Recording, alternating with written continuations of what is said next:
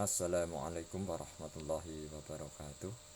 Alhamdulillahirabbil alamin wassalatu wassalamu ala asrofil anbiya wal mursalin wa ala alihi washabbihi asmain. Amma ba'du. Alhamdulillah, puji syukur kita panjatkan kehadirat Allah Subhanahu wa taala bahwasanya pada pagi yang cerah ini kita masih bisa dipertemukan kembali dalam acara materi pengenalan lingkungan sekolah SMP Muhammadiyah 2 Semarang.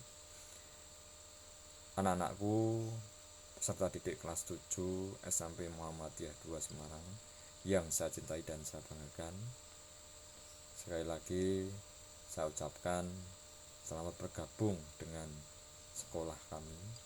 Mudah-mudahan selama dalam pelaksanaan pembelajaran baik itu daring, online maupun luring bisa berjalan dengan baik dan lancar. Semoga tidak ada hambatan apapun. Amin amin ya rabbal alamin. Anak-anakku yang saya cintai dan saya banggakan, ada istilah tidak kenal maka tidak sayang. Untuk kali ini saya mohon izin memperkenalkan diri. Nama saya Ari Sudarmoko, di mana di SMP Muhammadiyah 2 Semarang ini mengampu mata pelajaran matematika. Anak-anakku yang saya cintai dan saya banggakan, tidak lama-lama, tidak menyingkat waktu juga. Di kesempatan pada pagi hari ini, mudah-mudahan kita semua, keluarga kita, keluarga anak-anakku sekalian yang di rumah dan dimanapun, mudah-mudahan selalu diberi nikmat kesehatan oleh Allah Subhanahu wa taala. Amin amin ya rabbal alamin. Dan mudah-mudahan pandemi ini segera berakhir, kita bisa beraktivitas kembali, pandemi ini segera diangkat oleh Allah, menjauh atau menyingkir dari negeri kita tercinta ini. Amin ya rabbal alamin. Anak-anakku yang saya cintai dan saya banggakan, kali ini Pak Ari ingin menyampaikan materi MPLS, yaitu cara belajar efektif, di mana belajar yang efektif adalah proses belajar untuk memberikan pemahaman, kecerdasan, ketekunan, kesempatan, dan mutu dari kualitas yang lebih baik dalam memberikan perubahan perilaku dan dapat diaplikasikan atau diterapkan dalam kehidupan sehari-hari.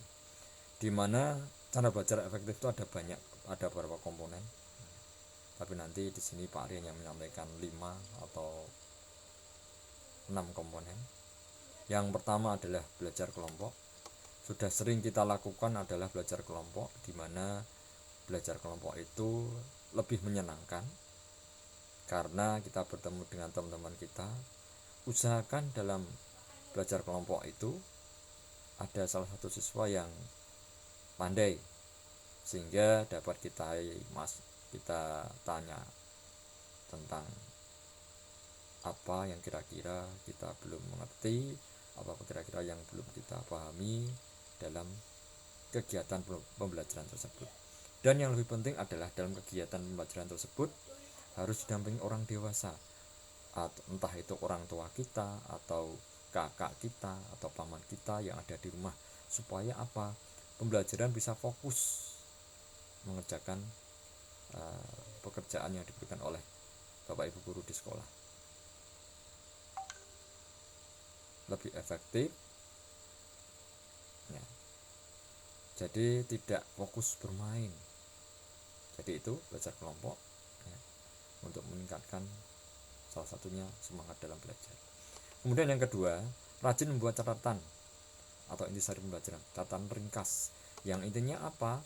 Dimanapun kita berada, dimanapun kita mungkin kita tidak di rumah atau di luar rumah, kita di luar kota, kita masih bisa belajar dengan catatan kecil yang selalu kita bawa kemanapun.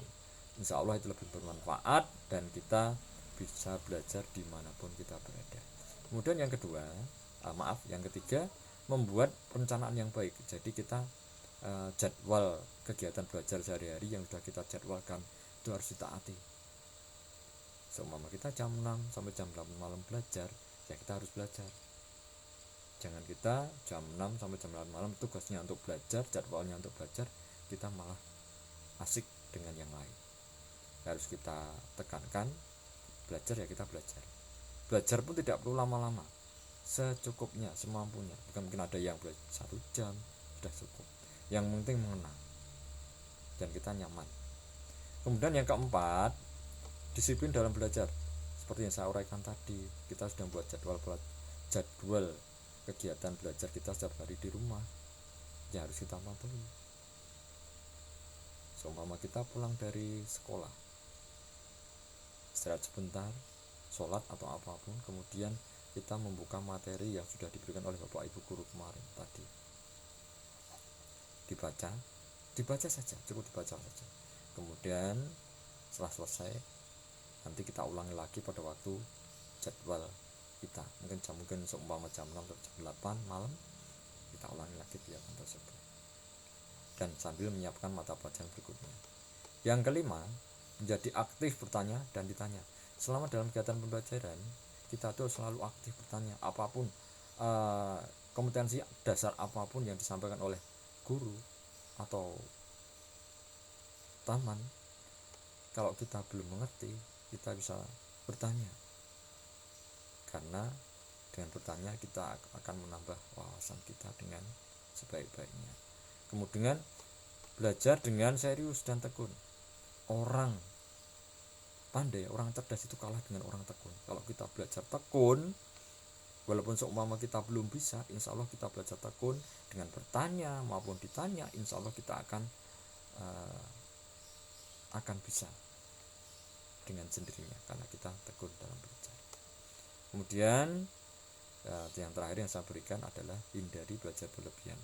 Belajar berlebihan itu juga tidak baik untuk kesehatan. Jadi senyamannya kita dalam belajar, mungkin 1 jam, 1,5 jam, dan kita juga perlu hiburan mungkin, atau dengan nonton TV, berkumpul dengan keluarga. Yang pasti hindari untuk belajar berlebihan. Seperti budaya kita apabila mau ujian, nah kita pakai sistem wayangan, ya, itu yang tidak baik untuk kita laksanakan. Kemudian kita masuk pada materi yang berikutnya adalah kurikulum 2013, di mana penerapan kurikulum 2013 itu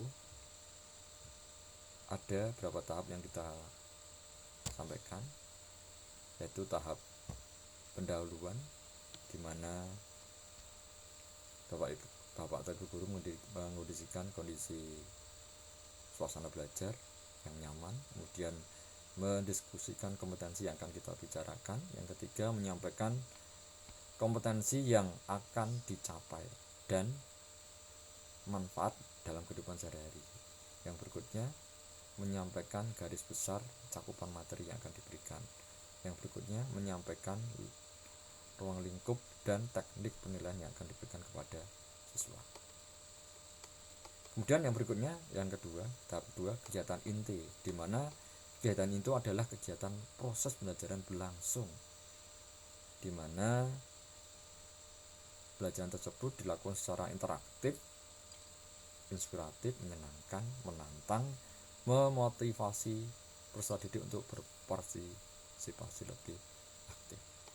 Kemudian tahap berikutnya adalah kegiatan penutup, di mana di kegiatan penutup tersebut guru bersama peserta didik akan merangkum simpulan dari kegiatan pembelajaran tersebut. Yang kedua, melakukan refleksi atau umpan balik terhadap kegiatan pembelajaran. Kemudian dari hasil tersebut, kegiatan penutup, guru juga akan melakukan penilaian, merencanakan kegiatan tindak lanjut dari bentuk pembelajaran remedi yang akan diberikan, menyampaikan rencana pembelajaran pada pertemuan yang akan datang.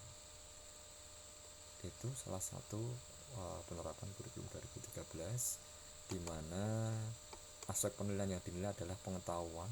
Aspek pengetahuan merupakan aspek yang ada di dalam materi pembelajaran.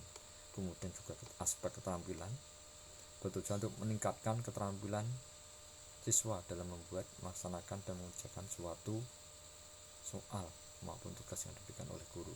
Kemudian penilaian sikap dan perilaku selama kita pelajaran, sikap anak, tanggung jawab, jujur, disiplin akan dinilai oleh guru. Demikian anak-anak yang Pak Ari sampaikan, kurang lebihnya mohon maaf. Mudah-mudahan kita selalu diberi nikmat kesehatan, keluarga kita diberi sehat. Yang penting kita di rumah saja, jangan kemana-mana. Yang tetap sehat, tetap semangat. Terima kasih. Billahi taufiq wal hidayah wal inayah. Wassalamualaikum warahmatullahi wabarakatuh.